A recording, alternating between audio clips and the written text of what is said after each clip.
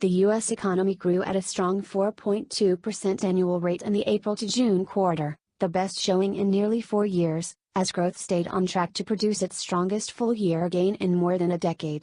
Strength in business investment offset slightly slower consumer spending. The Commerce Department on Wednesday revised up its growth estimate for last quarter from an initial estimate of a 4.1% annual rate. The second quarter marked a sharp improvement from a 2.2% gain in the January to March period, though some of the strength last quarter came from temporary factors, including a surge in U.S. exports before tariffs were to take effect. Economists expect growth to slow to a still solid 3% annual rate the rest of the year, resulting in full-year growth of 3% for 2018. It would be the best performance since 2005, 2 years before the Great Recession began. The 4.2% annual growth that the government estimated for last quarter is the strongest such figure since a 4.3% annual gain in the third quarter of 2014.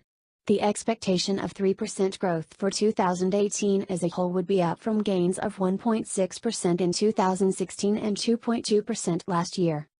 Since the recovery began in mid-2009, growth has been subpar, with annual gains averaging just 2.2%, making it the weakest recovery in the post-war period. President Donald Trump often pointed to that fact during the 2016 presidential campaign to attack the economic record of the Obama administration. He has touted the pickup in growth, as measured by the gross domestic product, as evidence that his economic program of tax cuts, deregulation and tougher enforcement of trade agreements is working.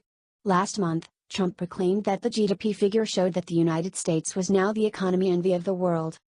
While forecasting solid growth of around 3% this year, economists contend that this performance is being pumped up for now by the $1.5 trillion tax cut Trump pushed through Congress last year, along with increased government spending.